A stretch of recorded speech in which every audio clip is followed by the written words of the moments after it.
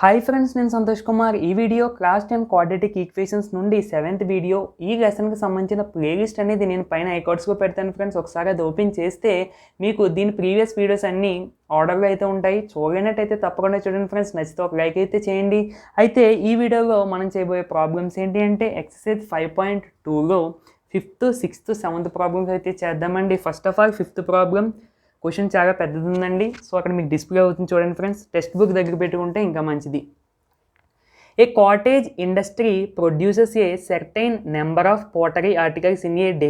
ఒక ఇండస్ట్రీ ఉందంట. ఆ ఇండస్ట్రీలో పోటరీ ఆర్టికల్స్ అంటే కుండ, దానికి సంబంధించిన వస్తువులు అనేవి ప్రిపేర్ అవుతూ ఉంటాయంట, అంటే ప్రొడ్యూస్ అవుతూ వస్తాయంట, ఉత్పత్తి అవుతాయి అని అర్థం. ఓకే, అయితే it was observed on a particular day. ఒకరోజు that the cost of production of each article in rupees was 3 more than twice the number of articles produced on that day. అయితే అక్కడ ఇచ్చిన పాయింట్ కాస్ట్ ఆఫ్ ప్రొడక్షన్ నుంచి produced on that full stop వరకు మీరు underline చేసుకోండి friends. చాలా చాలా important point అది. నేను ఇక్కడ అదే రాశానండి.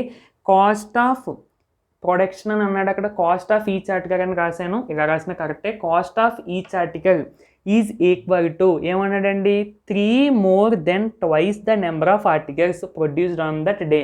అంటే నీకు ఈచ్ ఆర్టికల్ అంటే ఇండివిజువల్గా ఒక్కొక్క ఆర్టికల్లో వాల్యూ అంటే డబ్బు ఖర్చు ఎంత అవుతుందో కావాలి అంటే నువ్వేం చేయాలంట, ఆ రోజు ఎన్ని ఆర్టికల్స్ అయితే ప్రొడ్యూస్ అవుతాయో దాన్ని 2తో ఇంటూ చేసి +3 చేస్తే నీకు ఈచ్ ఆర్టికల్ అంటే ఒక్కొక్క ఆర్టికల్ వాల్యూ ఎంత అనేది తెలుస్తుందంట. ఓకేనండి, మళ్ళీ చెప్తున్నానండి. కొన్ని ఆర్టికల్స్ ప్రిపేర్ అవుతున్నాయంట, అంటే కొన్ని వస్తువులు ప్రిపేర్ అవుతున్నాయంట. ఇక్కడ నీకు ఒక వస్తువు అంటే ఒక ఆర్టికల్, సపోజ్ ఒక ఆర్టికల్ అనుకుంది ఈ విధంగా, దీని వస్తువు, ఈ ఒక ఆర్టికల్ యొక్క నీకు రేటు ఖర్చు ఎంత అయింది, కాస్ట్ ఎంతో తెలియాలి అంటే ఇంకో cost of the each article is equal to ఇండివిజువల్గా ఈచ్ అన్నదండి ఇక్కడ చాలా చాలా ఇంపార్టెంట్. ఈచ్ ఆర్టికల్ వాల్యూ నీకు తెలియాలి అంటే నువ్వేం చేయాలి, ఆ రోజు ఎన్ని ఆర్టికల్స్ అయితే ప్రొడ్యూస్ అవుతాయో దాన్ని 2తో ఇంటూ చేసి +3 యాడ్ చేస్తే నీకు ఇండివిజువల్గా ఒక్కొక్క ఆర్టికల్ వాల్యూ ఎంత అన్నది తెలుస్తుంది అంట. ఓకేనండి, సో ఇది నేను థియరిటికల్గా ఇచ్చిన క్వశ్చనే మళ్ళీ రాశానండి. మ్యాథమెటికల్గా థియరిటికల్గానే రాశాను, కాకపోతే ఈక్వాలిటీ సింబల్ పెట్టి మీకు అర్థమయ్యేగా రాశాను. ఈ పాయింట్ అర్థమైతే ఈజీగా వస్తుందండి. ఓకేనండి, okay. Next, if the total cost of the production on that day, అంటే టోటల్గా ఆ రోజు ప్రొడక్షన్కి ఖర్చు అయ్యింది 90 రూపీస్ ఖర్చు అయిందంట. సారీ, రూపీస్ అని చెప్పి సింపుల్ ఆ విధంగా పెట్టాను. 90 రూపీస్ ఖర్చు అయిందంట. అయితే ఎన్ని ఆర్టికల్స్ ప్రొడ్యూస్ అయ్యాయో తెలియదు మనకి, కానీ టోటల్గా అంటే ఎన్ని ఆర్టికల్స్ ప్రొడ్యూస్ అయ్యాయో తెలియదు. అదేవిధంగా cost of the each article కూడా మనకు తెలియదు. కానీ ఆ రోజు ఖర్చు ఎంతండి, 90 రూపీస్ అయ్యిందంట. అంటే ఇప్పుడు మనం ఈ క్లూని ఉపయోగించుకుని ఎన్ని ఆర్టికల్స్ ప్రొడ్యూస్ అయ్యాయి, అదేవిధంగా ఈచ్ ఆర్టికల్ యొక్క కాస్ట్ ఎంత అన్నది కనిపెడతాం. ఓకేనండి, ఒకసారి చూడండి ఫ్రెండ్స్. ఇక్కడ నేను number of articles produced on that day అంటే ఆ రోజులో, ఇక్కడ ఒక రోజులో చెప్తున్నాడండి ఇదంతా. ఒక రోజులో ప్రొడ్యూస్ అయిన ఆర్టికల్స్ అంటే ఒక రోజులో ఉత్పత్తి చేసే వస్తువులు నాకు తెలియదు కాబట్టి ఎక్స్ అని అనుకుంటున్నానండి. అబోవ్ మనకి ఇచ్చిన ఇన్ఫర్మేషన్ ద్వారా ఏం రాసుకోవచ్చండి, cost of the each article is equal to 2 into number of the articles produced on that day +3. అంటే number of the articles produced on that day నేను ఏమనుకున్నానండి, ఎక్స్ అని అనుకున్నాను. So cost of the each article is equal to 2 into ఇదంతా x అనుకున్నాను కాబట్టి ఇక 2x + 3, 2x + 3. ఓకేనండి, అంటే ఇప్పుడు టోటల్గా ఈచ్ ఆర్టికల్ వాల్యూ ఎంతండి, 2x + 3. అదేవిధంగా number of the articles produced on that day అంటే ఒక రోజుగా ఉత్పత్తి అయ్యే వస్తువులేమో ఎక్స్. ఓకేనండి, ఇప్పుడు జాగ్రత్తగా చూడండి friends. Given cost of production on that day is equal to 90. అంటే ఆ రోజు ఖర్చు అయిన ఖర్చు 90 అంట. So x into 2x + 3 equal to 90. 1 minute, ఇక్కడ దాకా బాగానే ఉంది కదా. ఈ రెండింటిని ఎందుకు ఇంటూ చేసావు, అసలు ఈ రెండింటిని ఇంటూ చేసి ఎందుకు 90కి ఈక్వల్ చేసావు, ఒకసారి జాగ్రత్త చూడండి ఫ్రెండ్స్. ఒకసారి న్యూమరికల్గా ఒక చిన్న ఎగ్జాంపుల్ చెప్పుకున్నామండి. నా దగ్గర ఒక 25 యాపిల్స్ ఉన్నాయి. ఓకేనండి, నా దగ్గర టోటల్గా 25 యాపిల్స్ ఉన్నాయి. ఈచ్ యాపిల్ యొక్క కాస్ట్ వచ్చేసి 5 రూపీస్. ఈచ్ యాపిల్ యొక్క కాస్ట్ వచ్చేసి 5 రూపీస్. ఇక్కడ రాస్తున్నానండి, each apple cost is 5 rupees. Total apples is equal to 25 25. Total number of apples equal to 25. Therefore cost is equal to, అంటే నువ్వు ఏం చేస్తావండి అంటే నీ దగ్గర 25 యాపిల్స్ ఉన్నాయి, ఒక్కో దాని కాస్ట్ 5 రూపీస్. జాగ్రత్తగా గమనించగండి, నీ దగ్గర 25 యాపిల్స్ ఉన్నాయి, ఒక్కో యాపిల్ కాస్ట్ 5 రూపీస్ అయితే నీకు టోటల్ కాస్ట్ కావాలి అంటే ఏం చేస్తామండి 5 × 25 చేస్తాం. సేమ్ కాన్సెప్ట్ ఇక్కడ చూడు, cost of the each article అంటే దీనికి ఇది కొంచెం అప్లై చేసుకున్నాం అనుకోండి. ఇంకో ఈచ్ యాపిల్ కాస్ట్ అంటే ఇది ఈచ్ యాపిల్ కాస్ట్ అంటే cost of the each article అన్నాం కదా, ఇంకో cost of the each Apple 5 rupees అని అనుకున్నాం. ఓకే, నేను ఇంకో number of articles produced on that day, అంటే ఎన్ని ఆర్టికల్స్ ఆ రోజు ప్రొడ్యూస్ అయ్యేదాన్ని మనం ఇక్కడ ఏమనుకున్నాం టోటల్ నెంబర్ ఆఫ్ యాపిల్స్ అని అనుకున్నాం. ఓకేనండి, ఇంకో చూసాక ఇదేమో కాస్ట్, ఇదేమో ప్రొడ్యూస్డ్ అవ్వాలి ఎన్ని అయ్యాయి అన్నది. ఓకేనండి, దీనికి అప్లై చేస్తే ఇదేమో కాస్ట్ ఆఫ్ ఈచ్ యాపిల్ అన్నట్టు, ఇదేమో నెంబర్ ఆఫ్ యాపిల్స్ అన్నట్టు. సో ఈ రెండింటికి కాస్ట్ కావాలి, కాస్ట్ ఎంత అయింది అంటే మనం ఏం చేయాలండి ప్రొడక్ట్ చేయాలి. మరి 90కి ఎందుకు ఈక్వల్ చేసామంటే అక్కడ ఇచ్చాడు కాబట్టి given cost of production on that day cost 90 rupees అయిందని ఇచ్చాడు. సో అందుకని చెప్పి నేను ఈ రెండింటిని ఇంటూ చేసి 90కి ఈక్వల్ చేశానండి. ఒక్కసారి అర్థం కాకపోతే బ్యాక్ వచ్చి అంటే మళ్ళీ ఒకసారి బ్యాక్ వచ్చి చూడండి ఫ్రెండ్స్, తప్పకుండా అర్థం అవుతుంది. ఓకేనండి, సో ఇంకెక్కడి నుంచి మామూలుగా ప్రొడక్ట్ చేసేయడం. x × 2x 2x², x × 3 3x equal to 90. 2x² + 3x, ఈ 90ని ఇటుపక్క తీసుకొచ్చేస్తే -90 ఈక్వల్ టు 0. ఇప్పుడు మనం దీనికి రూట్స్ కనిపెట్టేయడం కొంచెం క్లమ్జీగా ఉన్నట్టు ఉంటుందండి, ఒకసారి మీరు ప్రాక్టీస్ చేస్తే తప్పకుండా అర్థమవుతుంది. ఓకే ఫ్రెండ్స్, మనం ఇంకా రూట్స్ కనిపెట్టడమే సేమ్ ప్రాసెస్ అండి. Coefficient of x² × constant term 2 × -90 -180. 180కి ఫ్యాక్టర్స్ రాసుకొని చెక్ చేసుకోవాలండి, తప్పదండి. సో ఈ విధంగా ఇంకా మధ్యలో నేను చెక్ అంటే మీకు చూసుకోండి. ఓకేనండి, ఈ మధ్యలో దేనికి సింబల్స్ పెట్టినా మనకి ఏమీ సాటిస్ఫై అవ్వవు. ఇంకా 12 × 15, ఎందుకంటే ఇక్కడ మీకు మధ్యలో టర్మ్ గమనించాలి ఫ్రెండ్స్, 3 కావాలి. సో ఇక్కడ బాగా చిన్నవి అంతే కదా, 1 × 180 వీటిని ప్లస్ పెట్టినా మైనస్ పెట్టినా అసలు 3 దగ్గరలోనే రావు. ఓకేనండి, సో ఇలాంటి పెద్దవి వచ్చినప్పుడు ఇక్కడ మధ్యలో చిన్న టర్మ్స్ వచ్చినప్పుడు ఈ ఫస్ట్వే మనం అంతగా చెక్ చేసుకోవాల్సిన అవసరం లేదు. చెక్ చేసుకుంటే మంచిదే, చెక్ చేసుకోవాల్సిన అవసరం లేదు. ఓకేనండి, మీకు ఉండి కొద్దీ డెవలప్ అవుతూ ఉండాలి. ఓకేనండి, అంటే ఉండి కొద్ది అప్డేట్ అవుతూ ఉండాలి మీకు. అంటే మళ్ళీ బేసిక్ ఇవన్నీ రాసుకుని ఇవన్నీ చెక్ చేసుకో అంటే ఉండకూడదండి. సో మనం ప్రాక్టీస్ చేస్తే ఆ విధంగా ఆలోచించే ఇది మనకు వస్తుంది. ప్రాక్టీస్ చేయకుండా ఏదో ఇంటి ఇది ప్రిపేర్ అయ్యాం ఈ విధంగా రాసేయలేమో అని అనుకుంటే మాత్రం అది మనకి ఎగ్జామ్లో ఎఫెక్ట్ వస్తుందండి, దాని ఎఫెక్ట్. సో ప్రాక్టీస్ చేయగండి, మీకు చూసుకోవాలి ఏది 2 నెంబర్స్ ప్లస్ చేసిన మైనస్ చేసిన మధ్యలో రావాలి, ఇంటూ చేస్తే ఇది రావాలి. సో మనం బేసిక్గా కొత్తగా నేర్చుకుంటే ఈ విధంగా ఇవన్నీ రాసుకోవాలి. ఓకేనండి, ఇప్పుడు నేను బేసిక్గా చెప్తున్నాను కాబట్టి నీకు ఇవి కూడా రాస్తున్నాను. యాక్చువల్గా అయితే అసలు రాయకూడదు, డైరెక్ట్గా ఈ విధంగా చెప్పేయండి. ఓకేనండి, అది మీరు చూసుకోవాలి, మీరు ప్రాక్టీస్ చేస్తే ఈ విధంగా చేయాలి అన్నది మీకు థాట్ అనేది వస్తుంది. ఓకేనండి, ఇప్పుడు 12 × 15 180, 15 × 12 కూడా 180 వస్తుంది. కానీ ఇక్కడ మధ్యలో టర్మ్ +3 ఉందండి. సో ఇక్కడ ప్లస్ పెట్టాం అనుకోండి, 12 + 15 అంటే 27 కుదరదు. మైనస్ పెడితే -3 వస్తుంది. 12 - 15 అంటే -3. సో మనకు +3 కావాలి కాబట్టి ఇది కుదరదు. ఇది చూసారనుకోండి మైనస్ పెడితే కుదిరిపోతుంది. 15 - 12 +3, 15 × -12 -180. సో మనకి అది సాటిస్ఫైడ్ ఫ్యాక్టర్. ఇక్కడ +3xని +15x - 12x. ఓకే, నేను ఇప్పుడు చూడండి కామన్ తీసుకోవచ్చు కదా, ఇందులోంచి ఏంటి x కామన్ తీసుకోవచ్చు. సో x కామన్ తీసేస్తే ఇంకెక్కడ ఏముంటుందండి 2x + 15. ఇక్కడ కూడా 2x + 15 రాసేస్తారు. ఈ మధ్యలో నెంబర్ ఏమవుతుంది అంటారు 6 అంతే కదండి, -6 అవుతుంది. అంటే 6 × 2 లేదు కొంచెం ఇబ్బందిగా ఉందంటే లేకపోతే ఈ విధంగా చేద్దాం. అంటే ఇందుగురించి కామన్ తీయడానికి లేదు కదా, నేను ఏం చేస్తానంటే 2x², ఈ -12xని పక్కన రాస్తానండి. 12x + 15x -90 = 0. ఎందుకు ఈ పక్కన రాసాను 2 12 కామన్ తీయడానికి ఉంటుంది కాబట్టి. ఇప్పుడు ఏది కామన్ తీసుకొచ్చాను మనం 2 కామన్ తీసుకొచ్చి x కూడా కామన్ తీసుకొచ్చి ఇంక లోపల x ఉంటుంది మైనస్ ఇక్కడ 6 ఉంటుంది. సో ఇక్కడ కూడా x - 6 రాసుకోండి. మధ్యలో నెంబర్ని మీరు అడ్జస్ట్ చేసుకోవాలి. ఏమవుతుందంటే మధ్యలో నెంబరు 15 అవ్వాలి తప్పనిసరిగా. 15 × x 15x, 15 × 6 90. ప్లస్సా మైనస్సా ప్లస్సే. ఓకేనండి, so = 0. So x - 6 × 2x + 15 = 0. x = 6 or 2x + 15 = 0. అంటే ఇక్కడ x - 6 = 0 or 2x + 15 = 0. x = 6 or X equal to -15/2. So జాగ్రత్త చూడండి ఫ్రెండ్స్, మనం ఫస్ట్ అనుకునే ఒకసారి రాసుకుంటే నెంబర్ ఆఫ్ ఆర్టికల్స్ ఏమో మనం ఎక్స్ అనుకున్నాము, cost of each article equal to 2x + 3 అయ్యింది ఇచ్చిన ఇన్ఫర్మేషన్ ప్రకారం. మనకి ఎక్స్కి 2 వాల్యూస్ వచ్చాయి, మరి ఏ వాల్యూ తీసుకోవాలంటే ఇక్కడ ఈ వాల్యూ తీసుకోకూడదండి. ఎందుకు తీసుకోకూడదు అంటే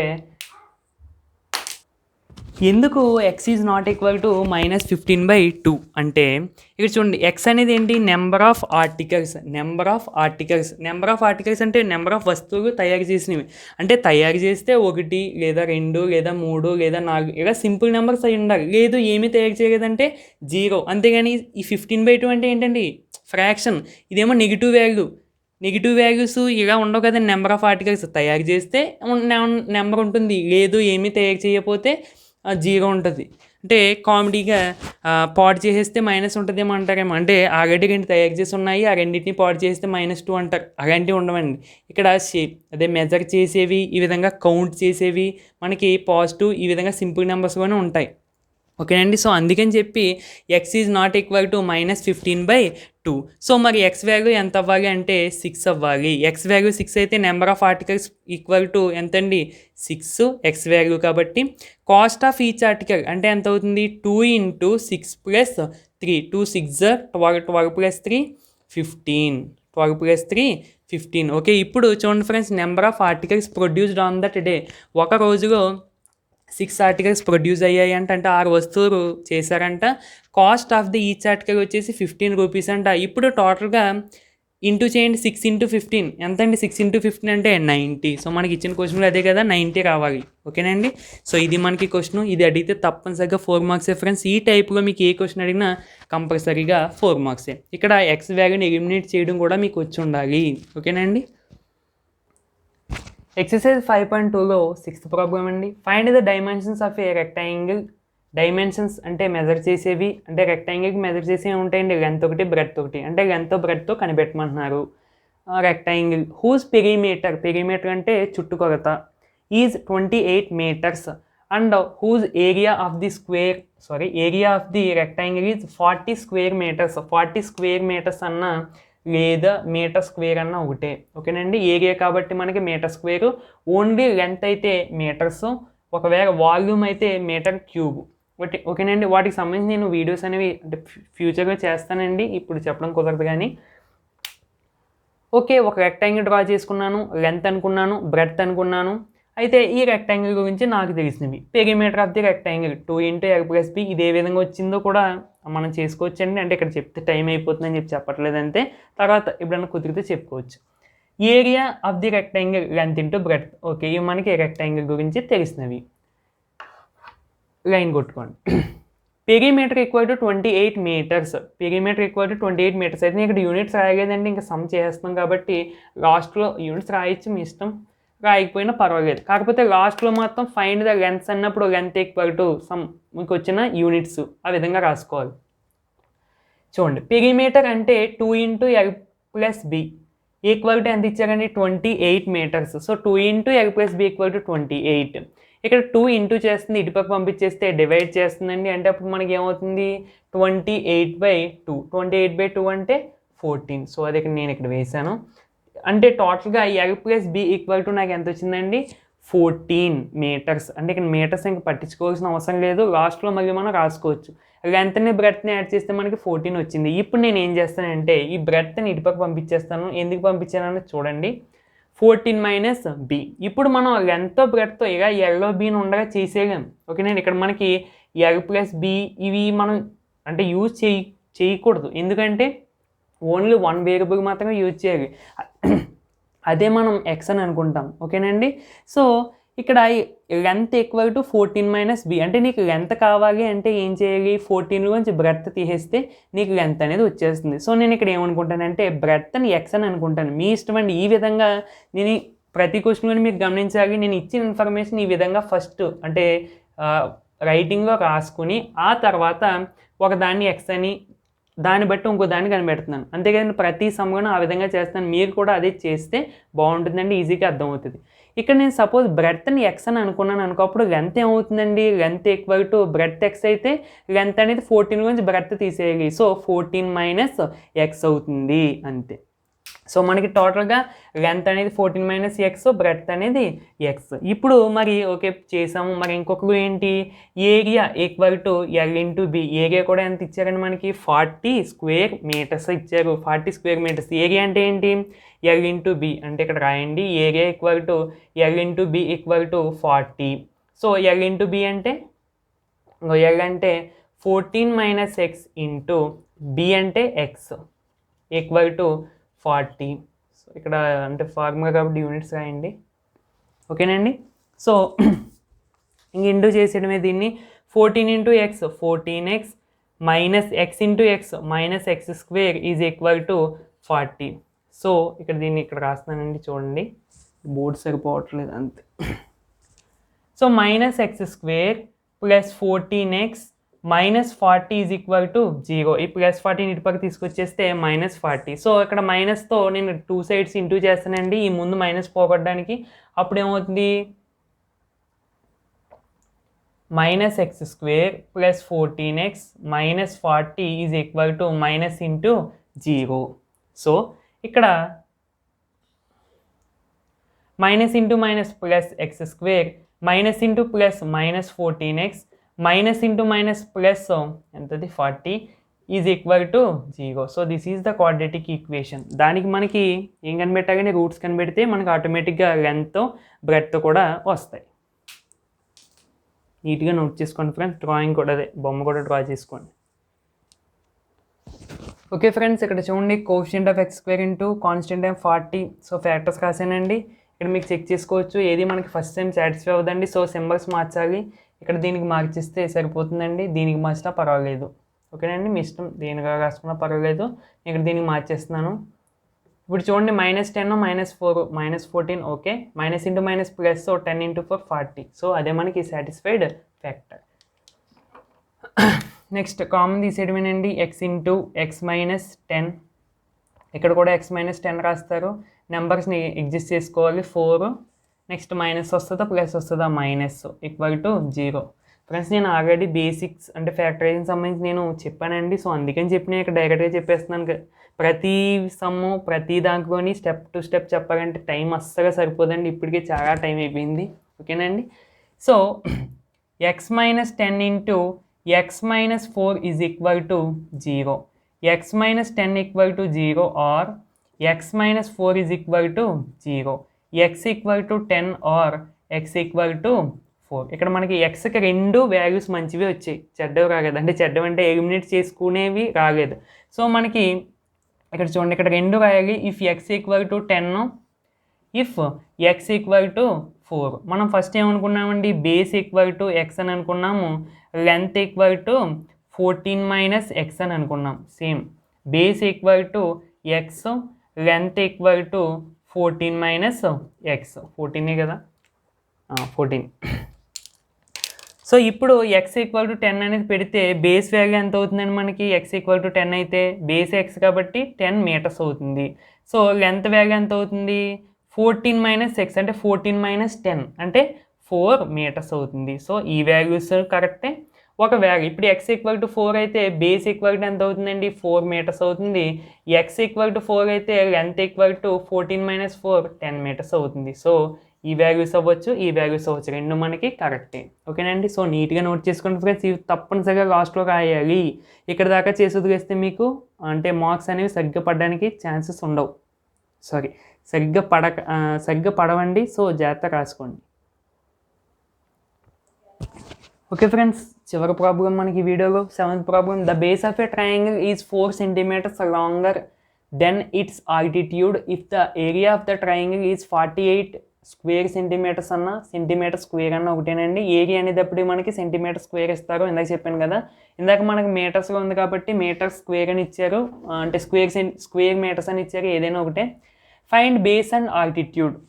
బేసు ఆల్టిట్యూడ్ అంటే ఇక్కడ హైట్ అని అర్థం చేసుకోవాలండి మీరు. ఆల్టిట్యూడ్ బేసు ఇచ్చేసాడు అంటే అది తప్పనిసరిగా ఇంచుమించు మనం రైట్ యాంగిల్ ట్రయాంగిల్ తీసుకోవాలి. అంటే ఇక్కడ ట్రయాంగిల్ మెన్షన్ చేయలేదు, అంటే బేసు ఆల్టిట్యూడ్ ఇచ్చాడంటే మన ట్రయాంగిల్ ఈ షేప్గా ఉన్నట్టు. ఓకేనండి, నేను ఇక్కడ డ్రా చేసుకున్నాను. ఇది బేసు, ఇది ఆల్టిట్యూడ్ లేదా హైట్.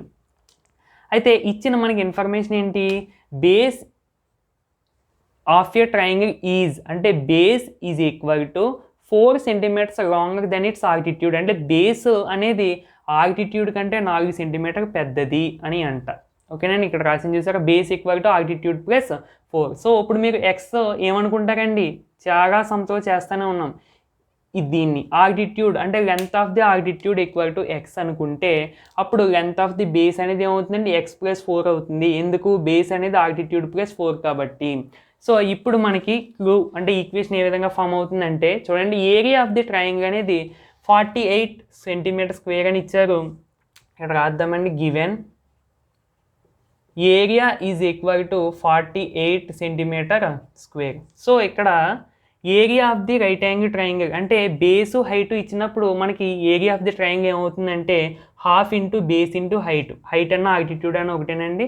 సో మనకి ఏరియా అనేది ఎంత రాసుకోవచ్చు, హాఫ్ ఇంటూ బేస్ అంటే ఎంత అనుకున్నాం మనము, ఎక్స్ ప్లస్ 4 ఇంటూ హైట్ అంటే ఎంత అనుకున్నాము, ఎక్స్ ఈజ్ ఈక్వల్ టు 48. ఓకేనండి, ఇక్కడ చూడండి 1/2 అనేది ఇక్కడ ఇంటూ చేస్తుంది. ఈ ఫ్రాక్షన్ అటుపక్క పంపించేస్తే ఫ్రాక్షన్ రివర్స్ అవ్వి ఇటుపక్క ఇంటూ చేస్తుంది. ఓకేనండి, సో అప్పుడు మనకి ఏమవుతుంది, X plus 4 into X is equal to 48 into 2/1. So చూసాక ఫ్రాక్షన్ రివర్స్ అయ్యిందండి.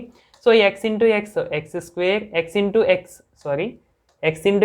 Square plus 4 into X 4x is equal to 2 into 48 అంటే 2/1 అంటే 2 కదా, 2 into 48 2 8 16 2 4 8 96. So X square plus 4x minus 96 equal to 0 is our quadratic equation. So ఇప్పుడు దీనికి roots కనిపెడితే మనకి answer వచ్చేసినట్టే. So friends same అండి, quotient of x square into constant term quotient of x square అనేది 1 into minus 96, sorry symbol పెట్టలేదండి, minus 96. So 96కి ఈ విధంగా factor రాసుకున్నాను, మీకు చెక్ చేసుకోవడమే. ఓకేనండి, ఇవన్నీ చెక్ చేసుకోండి మీరు. ఇక్కడ 4 రావాలి, ఇక్కడ చూడండి మైనస్ పెట్టాను అనుకోండి, 12 minus 8 4, 12 into minus 8 minus 96. So this is our satisfied factor. X square plus 12x minus 8x minus 96 is equal to 0. ఇందులోంచి ఎక్స్ కామన్ తీసేస్తే ఎక్స్ ప్లస్ 12, ఇక్కడ కూడా ఎక్స్ ప్లస్ 12 వేసుకుందాము.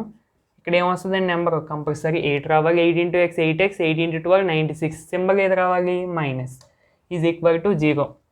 అంటే ఇక్కడ మైనస్ ప్లస్ అనేది మీరే సెలెక్ట్ చేసుకోవాలి. ఒకవేళ ప్లస్ పెట్టారనుకోండి ఇంటూ చేసి చూడండి పైన వస్తుందా, రావట్లేదు. సో ప్లస్ పెట్టకూడదు కాబట్టి మైనస్. ఇప్పుడు X plus 12 into X minus 8 is equal to 0. X plus 12 equal to 0 or X minus 8 is equal to 0. So X equal to minus 12 or X equal to 8. ఓకేనండి, ఇప్పుడు మనం ఫస్ట్ అనుకునే ఒకసారి రాద్దాము. First మనం base అనుకున్నాం కదా ఒకసారి. ఓకే ఫ్రెండ్స్, ఫస్ట్ మనం ఆల్టిట్యూడ్ లెంత్ అనేది x సెంటీమీటర్స్ అనుకున్నాము. నెక్స్ట్ బేస్ లెంత్ అనేది x ప్లస్ 4 సెంటీమీటర్స్ అనుకున్నాము. ఇక్కడ మనకు ఒక x వాల్యూ అనేది ఎలిమినేట్ అవుతుందండి. ఏ value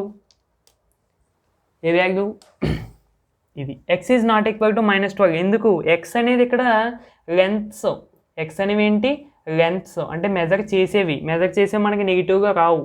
so x is not equal to 12, therefore x is equal to 8. అప్పుడు మనకి ఆల్టిట్యూడ్ లెంత్ ఏమవుతుందండి, xే కాబట్టి 8 సెంటీమీటర్స్. బేస్ లెంత్ అవుతుందండి, బేస్ లెంత్ x ప్లస్ 4 అంటే 8 plus 4 that equal to 12 centimetres. చివరిలో యూనిట్స్ రాయాలండి. ఓకే, సో ఇది ఫ్రెండ్స్ వీడియో అయితే అయిపోయినట్టే. నచ్చితే తప్పకుండా లైక్ చేయండి, అదేవిధంగా మీ ఫ్రెండ్స్కి షేర్ చేయండి, మన ఛానల్ సబ్స్క్రైబ్ చేసుకుని డైలీ ఫాలో అవడానికి అయితే ట్రై చేయండి ఫ్రెండ్స్. నెక్స్ట్ వీడియోలో మిగిలిన 2-3 ప్రాబ్లమ్స్ అయితే చేద్దాము. నెక్స్ట్ వీడియోలో మళ్ళీ కలుద్దాం friends. Thank you for watching.